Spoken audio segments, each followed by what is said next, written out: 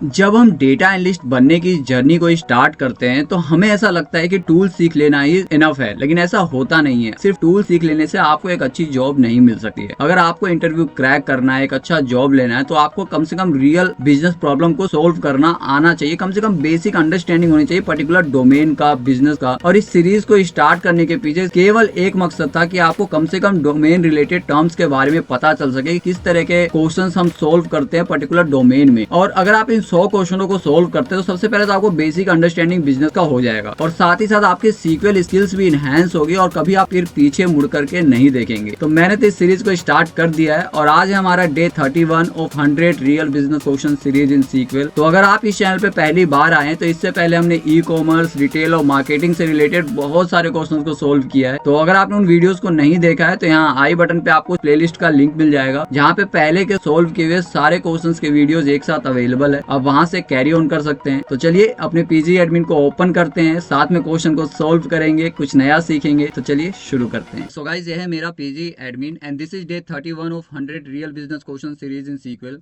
And the question for today is, your bank's risk department wants to identify the top 3 cities where the number of greater than 30-day late EMI payments increase the most compared to the previous month. This will help prioritize collection efforts in region with rising default risk. यानी कि हमें उन top cities का को find out करना है जिसमें late payment करने वाले कस्टमर्स की संख्या ज़्यादा हो, जिन्होंने लगभग 30 दिन तक अपनी EMI को डिले किया हो as compare to previous month.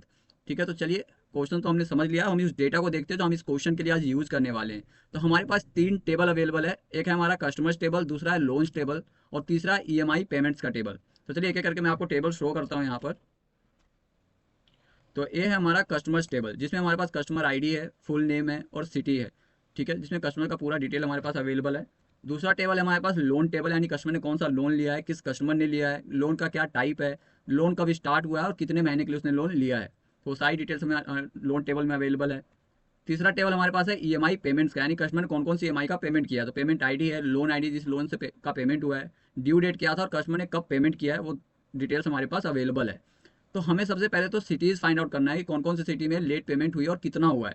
ठीक है, तो चलिए हम क्वेश्चन को स्टार्ट करते हैं और सोल्व करते हैं इस क्वेश्चन को। तो मैं यहाँ पे थोड़ा स्पेस बना लेता हूँ अपने लिए।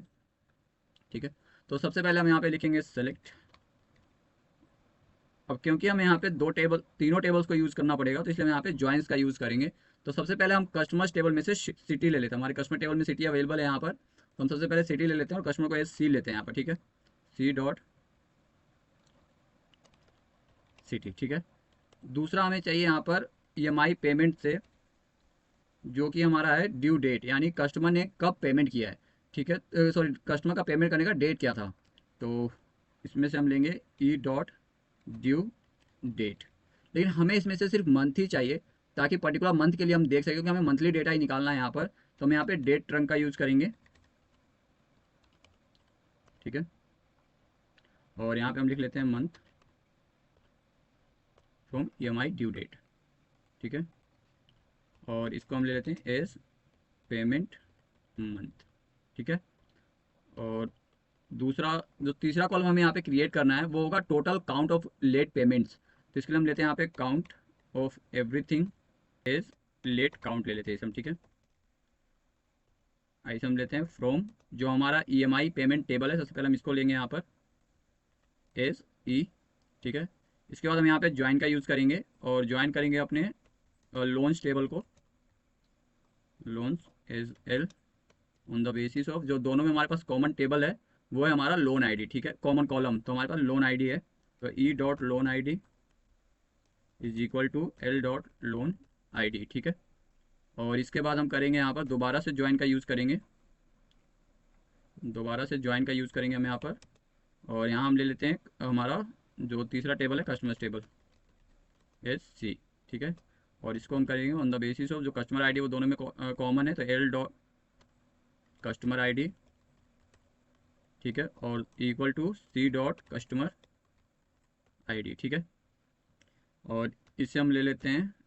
फिर यहाँ पर हम वेयर का यूज़ करेंगे, क्योंकि हमें वो EMI चेक करना है जो 30 डेज से ज़्यादा डिले हुई है। तो where payment date, payment date. ठीक है, पेमेंट डेट ही हमारे पास, हाँ, पेमेंट डेट इसको लेते हैं एज ई, ठीक है। Should be greater than E dot due date plus interval 30 days, ठीक है। तो ये हमने यहाँ पे क्रिएट कर लिया है। तो हमें वो निकाल के देगा जिसकी EMI कम से कम 30 दिन से ज़्यादा डिले हुई है, ठीक है। इसका हम यहाँ पे ग्रुप बाय का यूज़ करेंगे और अपने सिटी को और डेट जो मंथ है हम उसको यहाँ पे ले लेंगे, ठीक है। और इसे करके देखते हैं रन, कोई अगर एरर आता है तो हम फिक्स करेंगे। तो हमने यहाँ पर सिटी का हर मंथ में कितना EMI डिले हुआ है वो हमने यहाँ पे क्रिएट कर लिया, हर मंथ और सिटी के हिसाब से, ठीक है। अब हमें क्या करना है कि हमें प्रीवियस मंथ के हिसाब से चेंज देखना है कि प्रीवियस मंथ में किसी पर्टिकुलर सिटी में कितना EMI डिले हुआ था, इस करेंट मंथ जो हमने निकाला है लेट काउंट उसमें कितना डिले हुआ है, कितना का डिफरेंस है। तो सबसे पहले हम इसको एक टेम्पररी टेबल में कन्वर्ट करते हैं यूजिंग सिटीज़, और इसको हम नाम देते हैं मंथ, क्या नाम देते हैं इसको हम, पेमेंट काउंट, ठीक है। Payment count is this table जो हमने क्रिएट किया है यहाँ पर, इसे कर देते हैं क्लोज, ठीक है। इसके बाद हम दोबारा से यहाँ पे सेलेक्ट का यूज़ करेंगे, सेलेक्ट सेलेक्ट, और यहाँ पर हम ले लेते हैं सिटी और ले लेते हैं हमारा पेमेंट मंथ, ठीक है।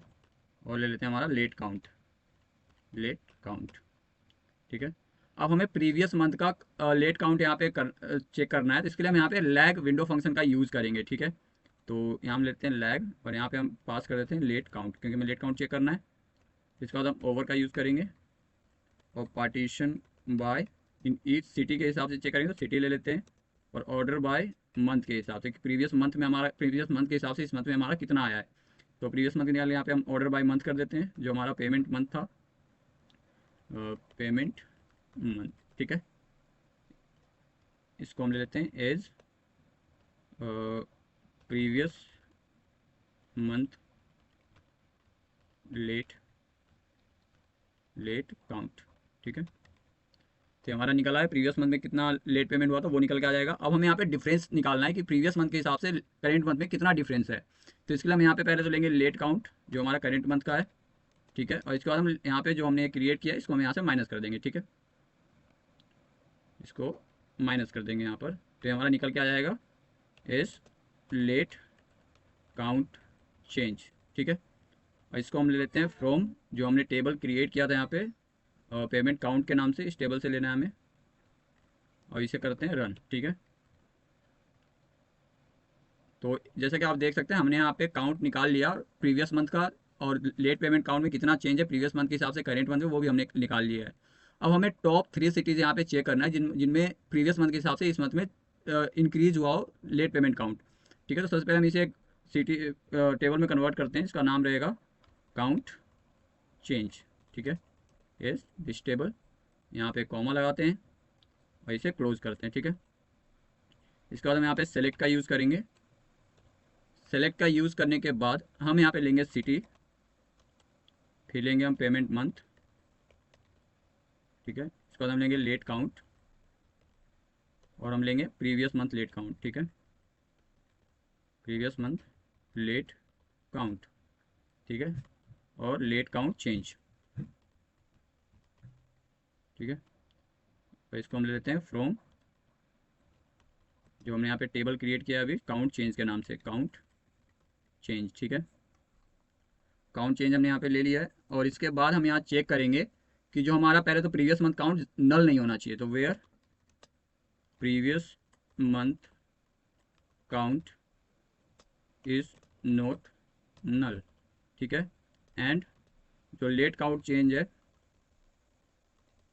शुड बी ग्रेटर देन 0, ठीक है। और इसे हम कर देते हैं order by late count change,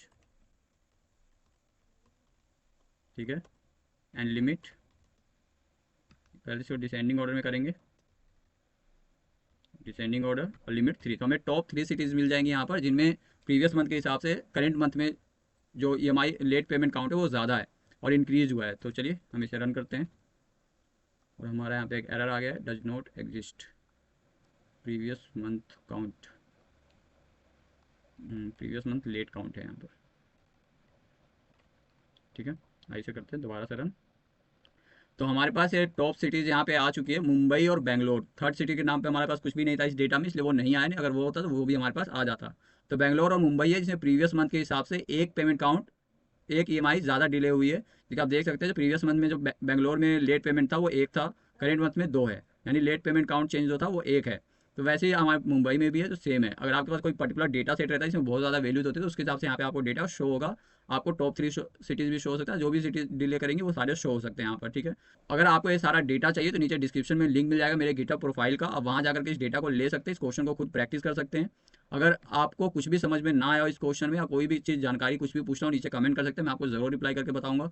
और कुछ भी पर्सनल हेल्प चाहिए डेटा एनालिटिक्स के रिगार्डिंग, सीक्यूएल, पावर बीआई, या कुछ भी का हेल्प चाहिए, आप मुझे डायरेक्टली इंस्टाग्राम पे या फिर लिंक्डइन पे डीएम कर सकते हैं, मैं आपको वहाँ पर्सनली रिप्लाई कर दूंगा। तो इस क्वेश्चन से आपको कुछ ना कुछ नया सीखने को मिला होगा। तो मैं इस क्वेश्चन को रैप अप करता हूँ और मिलते हैं आपसे डे 32 पे एक अगले क्वेश्चन के साथ। सो फाइनली डे 31 का क्वेश्चन हमारा कंप्लीट हो गया है। तो उम्मीद करता हूँ कि इस क्वेश्चन से आपको कुछ ना कुछ नया सीखने को मिला होगा। अगर मिला है तो इस वीडियो को लाइक कीजिएगा, शेयर कीजिएगा ऐसे दोस्तों के साथ जो सीक्वल में क्वेश्चंस को सोल्व नहीं कर पाते हैं। और मैं मिलूंगा आपसे नेक्स्ट वीडियो में अगले क्वेश्चन के साथ, अगले सॉल्यूशन के साथ। तब तक के लिए गुड बाय।